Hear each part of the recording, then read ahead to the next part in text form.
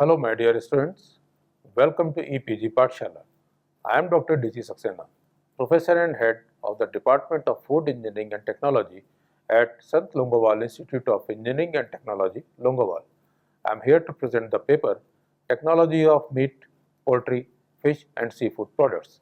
The tenderization process is a very important process in case of meat, and this aspect in the present module will be explained to you by my co-author Mrs. Aarti.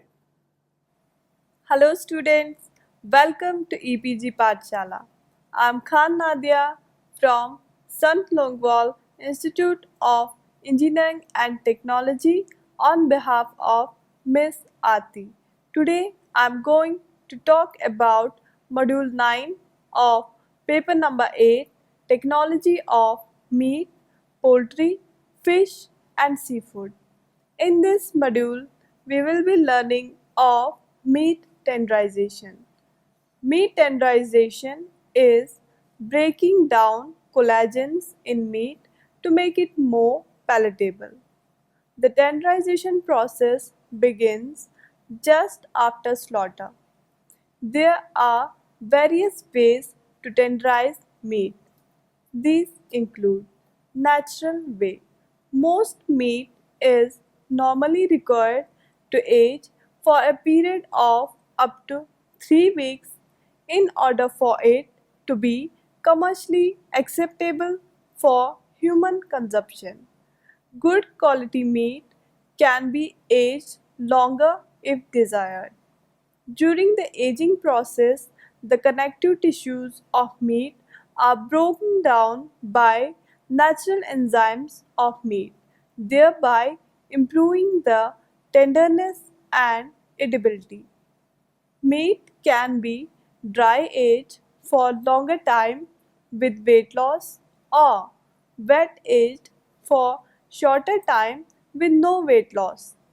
Meat is kept refrigerated during aging and the humidity is controlled. Several methods are employed to reduce the aging period and to increase the degree of tenderness. One of these is regulated application of heat, light, or both of these to meat, which speeds up the natural enzyme or bacteria. Now, mechanical tenderization. Mechanical tenderization is a method whereby fine incisions are made in meat by closely spaced, specially designed knives which cut the connective tissue.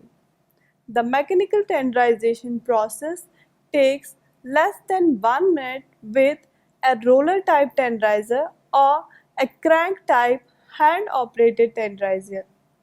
Meat which has been treated in this manner is immediately tenderized without the use of chemicals or other artificial means or the need to wait for natural bacterial action to take place. Meat which has been mechanically tenderized retains more of its natural appearance, shape, color, and weight. In this module, I will be discussing different factors influencing tenderness and different methods of meat tenderization. Factors influencing tenderness include stress, pH, pre-slaughter electrical stunning, aging, age, influence of vitamin D supplementation. Methods of meat tenderization include natural, mechanical, chemical, marinating, and freezing. During tenderization, proteolysis affects all muscle proteins, including connective tissue, and it's now well established that postmortem proteolysis of myofibril and myofibril associated proteins is responsible for this process. A number of non-enzymatic aspects also influence the meat tenderization process. such as temperature, pH, and calcium ion concentration. Generally, meat aging is done at low temperatures, and some studies showed that a freeze-thaw refrigeration cycle can prevent a high rate of sarcomere shortening, leading to a more tender meat. Low temperature also decreases the glycolytic process by lowering the enzyme activity, reducing the pH fall. A low pH can cause inhibition of proteolytic enzyme activity, denaturation of myofibril proteins, and excessive shortening, and as a result lead to toughness and loss of water holding capacity. The sarcoplasmic calcium ion concentration increases finally to 0.2 millimolar during tenderization due to the loss of the ability of sarcoplasmic reticulum and mitochondria to accumulate calcium ions. This concentration is about 2000 times that in resting skeletal muscle. While calcium is necessary for muscle contraction, it is an activator of proteolytic enzymes, and many authors have shown that calcium injection as carbonate enhances the tenderization process. By the time the meat is in the refrigerated display, its tenderness or otherwise is largely set. Obviously, the best cuts are the tenderest, but even meat that should have been tender can become tough by stress just prior to slaughter. In general, breed and sex have relatively little effect on tenderness, but pre-slaughter treatments such as vitamin D injections or medication, quiet handling, and good transport conditions on the way to the killing plant, electrical stunning to render the animals unconscious immediately prior to slaughter, freezing, then thawing, and then aging to allow muscle enzymes to break apart muscle fibers. All treatments significantly improve tenderness. The most common factors influencing tenderness are stress, pH, pre-slaughter electrical stunning, aging, age, influence of vitamin D supplementation. Juiciness and tenderness are two very important factors when it comes to meat quality. Both factors are influenced by the cut of meat you choose and how long the meat is cooked. The more a muscle is used, the stronger and therefore tougher the cut of meat will be. And the longer meat is cooked, the more liquid it loses and tougher it becomes. Factors that also influence tenderness and juiciness are the animal's age at slaughter, the amount of fat and collagen contained in particular cuts, and to a small degree brining. Here we will be briefly discussing these factors which influence the tenderness. Number 1 is stress. It's prior to slaughter and is one of the most important influences on ultimate meat tenderness. Research in Australia and in New Zealand has shown that when stress in transport, yearning, handling, and slaughter was minimized, beef meat was consistently at the tender end of the scale, regardless of breed. Similar results have been shown for deer and for sheep. Now take a look for influence of pH. High pH meat is darker but less consistently tender than normal pH meat. The pH of living animals is around 7, but after death the sugars in muscles are converted to lactic acid, lowering the pH. A normal, non-stressed animal has pH of around 5.5 after death. 24 hours after slaughter, all the sugars have been converted.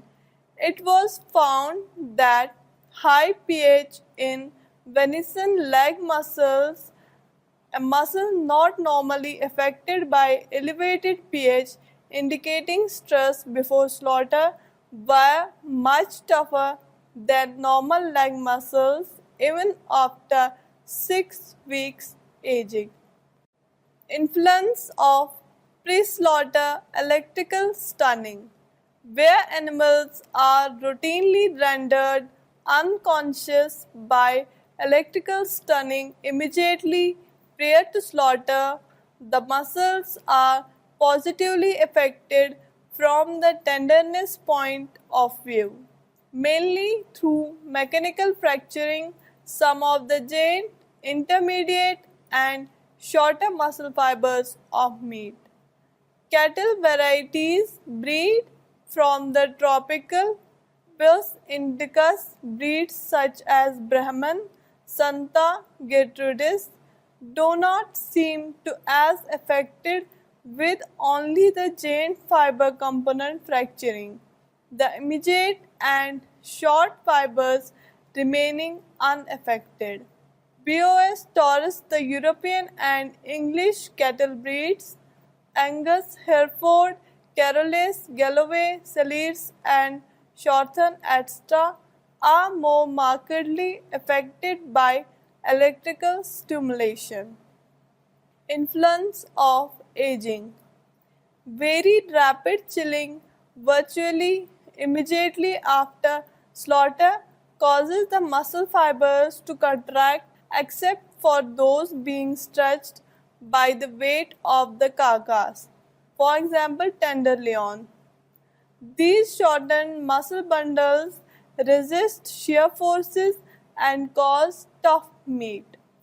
The relaxed muscles on the same instantly chilled carcass are elongated and opened out and thus remain relatively tender.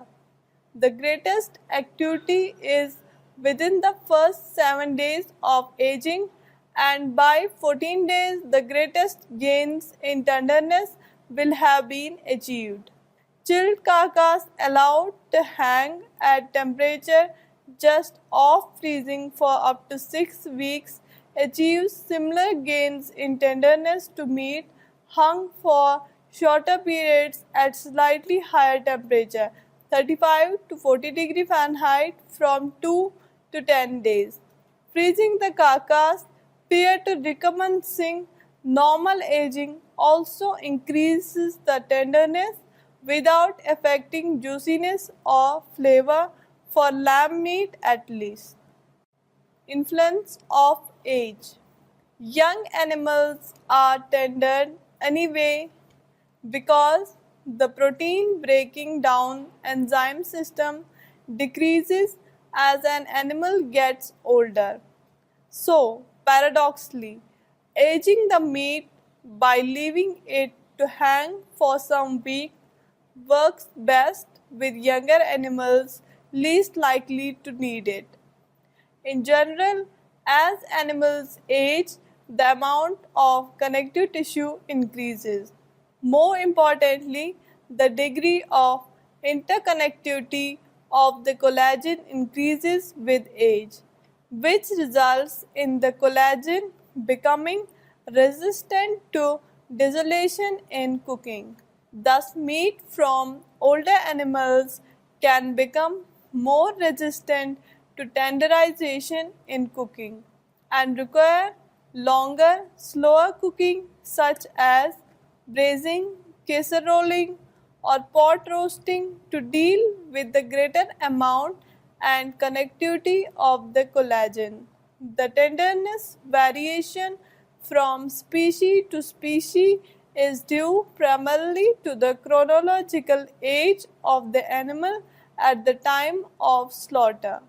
Beef normally is processed at approximately 20 months of age, lamb at 8 months, and pork at 5 months of age, while veal at approximately 2 months of age.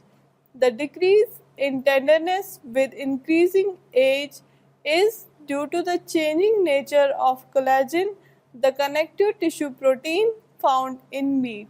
Collagen becomes more complex and stronger with advancing age and thus is more resistant to tenderization from moist heat cooking. Pork and lamb from older animals normally are processed into sausage items, so toughness due to age usually is not a problem. Influence of marinating. Some plant substances have a tenderizing effect. The best known is papaya fruit, which contains a protein breaking down enzyme called papain. Kiwi fruit have similar proteolytic enzymes, though not as effective. Crude ginger rhizome extract at 0.5 to 1% levels in the marination of marginally acceptable lean beef improved meat tenderness by 20 to 30% in the absence of 2% salt and by 35 to 45% in the presence of 2% salt. By crude ginger rhizome extract, we can assume they mean ginger root juice. Marinating in fresh ginger clearly significantly tenderizes rather tough cuts of lean beef. Influence of vitamin D supplementation. Tests in USA have demonstrated that animals fed or injected with vitamin D for 7 days before slaughter have more tender meat, about 26% more tender strip loin than undosed control animals, and lesser improvements for top sirloin and inside round. It is suspected that the vitamin D greatly increases blood calcium levels, both absorption and retention, which in turn assist the naturally occurring enzymes which break down muscle fiber when meat is aged after death. Preliminary indications are that while tougher animals become tenderer, animals that already have tender meat are little affected.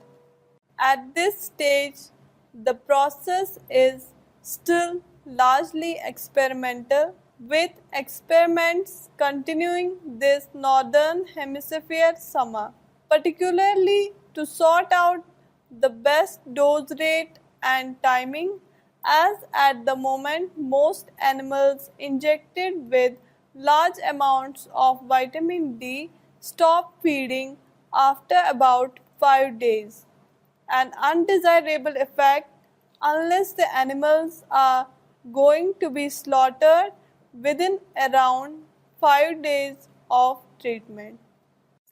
calcium injection. Because high blood calcium levels improve the natural enzymatic aging of meat after death, experiments have been done over the last 10 years or so with giving cattle oral drenches of calcium before slaughter, infusing calcium into the carcass through veins and arteries, and injecting calcium directly into the primal beef cuts. All have increased the tenderness of the meat with oral calcium a few hours before slaughter, improving tenderness by about 1 kg shear force over untreated animals. Injections of calcium chloride post-slaughter have only increased tenderness in chilled beef after rigor mortis has set in.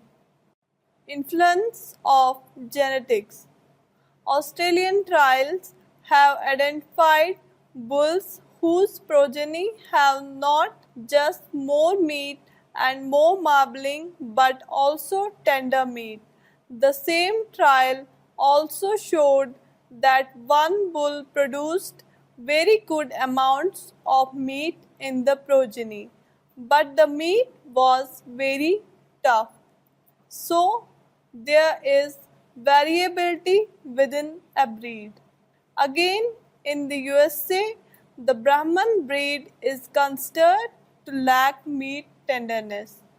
When investigated, it was found that different Brahman breeding bulls gave cows with different muscle tenderness, with the mean values by side ranging from 5.3 to 6.8 kg in the shear test.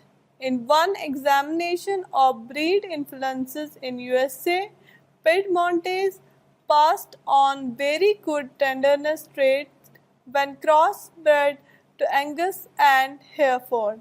For example, where the same crosses with the Nellore breed as a sire were found to be relatively tough, double-muscled breeds have been shown to have meat as tender as standard European breeds, and for a number of cuts it is tenderer.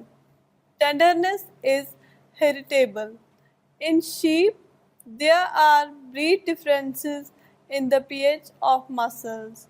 Coopworth meat has tested at pH 5.7 and purebred Merinos at pH 6.16. Crossbreds tend to be intermediate as you would expect. At high and low levels, pH affects tenderness, with lowest pH and highest pH being most tender, but lowest pH having the best flesh texture. Again, there is a degree of heritability of tenderness. Overall, while there are breed differences in tenderness, the differences are not very large and relate mainly to a reduced calpain enzyme system responsible for post-mortem aging in Boas indicus. Recently, a variant of calpain-1 gene has been identified that code for part of the calpain protease enzyme system. The gene variant is relatively widespread in beef herds, but exerts its influence most when the animal carries only the variant form. This specific gene, even when fully expressed, still only accounts for 20% of tenderness. It does open the possibility of deliberately breeding this gene into herds. But one scientist estimates only 30% of the tenderness of meat can be assessed to all forms of genetic influences. Aside from the calpain gene variants, muscle fiber thickness can vary from 40 micrometer to 80 micrometer. Collagen solubility from 28% to 6%. Elastin fibrils vary from 0.6 micrometer to 4 micrometer, while the first number in each case is from tender meat and the second from the tough meat. The rest is environment, feed, nutritional status, handling, stress, post-kill treatment. Differences between sires within a breed are probably more important, particularly for BOS indicus, and this might relate in large part to which sires are dominant for the highly active form of the calpain-1 gene. But even the tenderest meat derived from progeny of the most select of sires can be ruined by stress before slaughter. It's immediately before and after slaughter that tender meat is ruined. And even in the best bred animals, the cheapest cuts will never be tender. Now we will tell you the different methods of meat tenderization. These are the basic methods for meat tenderization. In natural tenderization, tenderization is done naturally. Mechanical tenderizers are machines or devices made in different styles: hand crank, push, or electric. There are also attachments that fit on some electric meat grinders. All are designed to do one thing: tenderize meat by cutting muscle tissue. Chemical tenderization is the addition of meat tenderizing enzymes which affect the connective tissue. This method is used to both flavor and tenderize meat. Marinating is a technique to improve tenderness and add taste variety to the meat component of meals.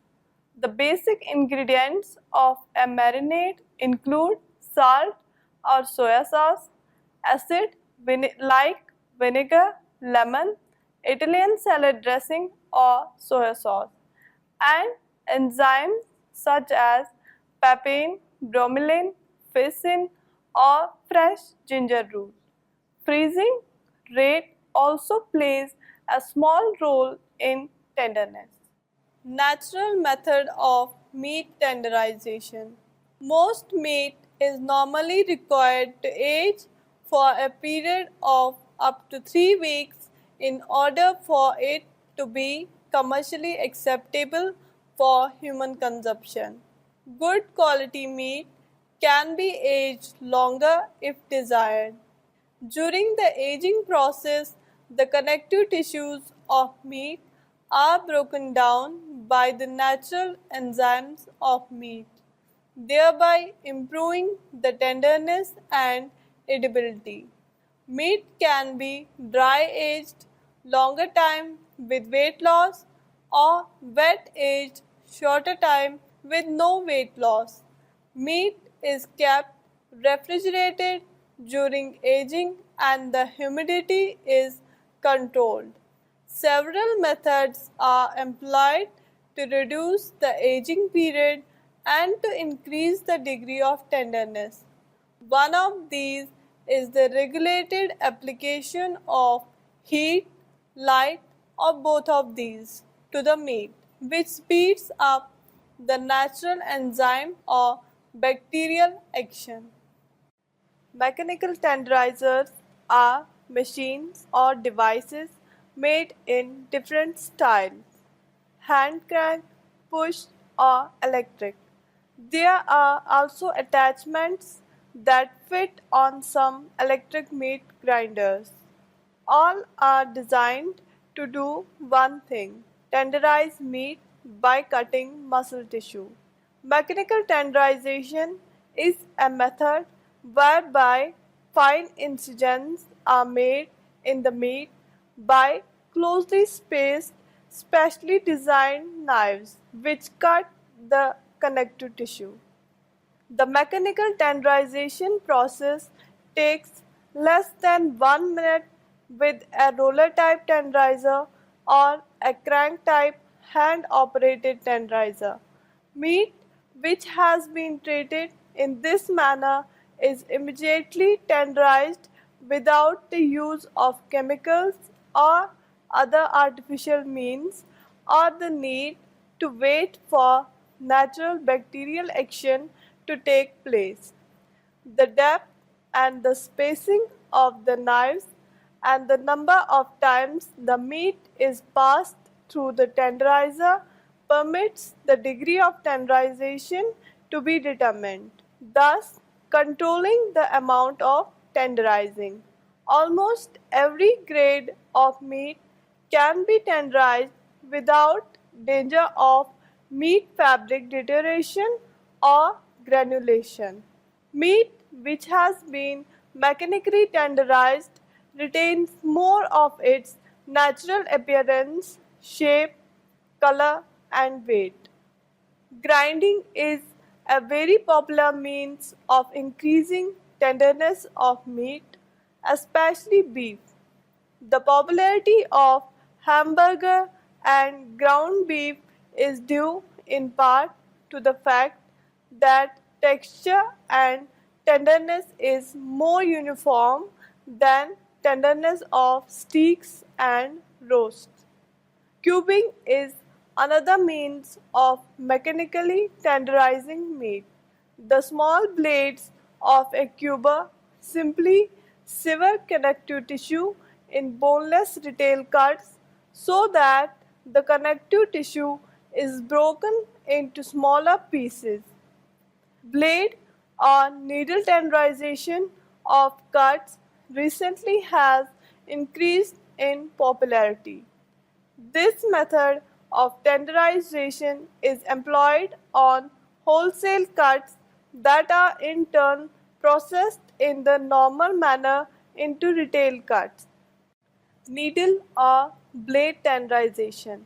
Needle tenderization utilizes a set of needles or blades which pierce the meat, as can be seen in figure, cutting through muscle fibers and connective tissue and improving tenderness. Needle tenderization can be performed on wholesale cuts such as whole ribeye rolls or shoulder clods or an individual steak and roasts. Needle tenderization used on wholesale cuts is referred to as needled or needling. Cubing, maceration, and pounding. Cubing and pounding are very effective methods of improving the tenderness of beef steaks. Cubing utilizes small blades on rollers and results in the surface of the steak being completely macerated, causing a complete change in the look and texture of the steak. Cubing is only useful for steaks because the type of equipment used for cubing can only process steaks. Cubing of beef is often done to very tough cuts such as inside round steak, but it's also used for knuckle steaks, chuck tender steaks, and others. Cubing is often done at retail as the disruption of the surface results in a diminished display life. Small meat shops may cube round steaks and then freeze them. Cubing is used when making products such as Swiss steak or chicken fried steak. Cubing is not appropriate for tender cuts such as ribeyes, tenderloins, and many value cuts. Pounding accomplishes the same result as cubing but is usually only done at home using a meat hammer. Chemical method. Chemical method is the addition of meat tenderizing enzymes which affect the connective tissue. This method is used to both flavor and tenderize meat. They are applied to meat by injection, rubbing, soaking, or vacuum. When soaking meat, always keep under refrigeration. A push style tenderizer with round prongs will provide access holes, allowing these chemical tenderizers to quickly penetrate the meat, thus speeding up the tenderizing process. This is called forking. Often, the enzyme is included as part of a marinade which include various spices and flavor enhancers. For this method, the marinade can be applied through the mechanical process called forking, allowing the enzyme to penetrate the meat cut. Then, by cooking immediately, a tenderized and highly palatable product is produced. Since these enzymes are deactivated by heat, they will continue to tenderize the meat until the meat is cooked. The heat will deactivate the enzyme. This is why meat tenderized using this method should be cooked and not stored. If stored and not cooked right away, a mushy, unpalatable texture will be present. Marinating. Marinating is a way consumers can improve tenderness and add taste variety to the meat component of meals. The basic ingredients of a marinade include salt or soy sauce, acid like vinegar, lemon, Italian salad dressing or soy sauce, and enzymes such as papain, bromelain, pectin, or fresh ginger root. Some marinade recipes call for addition of an alcohol source, wine or brandy for flavor. The addition of several tablespoonfuls of olive oil will seal the surfaces from the air and thus will result in the meat staying fresher and brighter in color for a longer period of time. Freezing. Freezing rate plays a small role in tenderness. When meat is frozen very quickly, small ice crystals form. When meat is frozen slowly, large ice crystals are formed. While the formation of large crystals may serve to disrupt components of muscle fibers in meat and thereby increase tenderness very slightly, the large ice crystals result in an increased loss of juices upon thawing. This increase in loss of juices results in meat that is less juicy upon cooking and therefore usually is perceived as being less tender. Manual tenderizers are made in two styles, hammer and push. Both are designed to do one thing, that's tenderize meat by breaking or cutting muscle tissue of tough cuts of meat or punching holes in the meat to provide easier and quicker access for marinades and meat tenderizing enzymes used in the chemical method. Hammering the meat with a hammer type device breaks the meat's connective tissue and some meat fabric deterioration or granulation will occur. Push style units work like the mechanical units except the cutting knives are pushed into meat when the user applies force to the handle.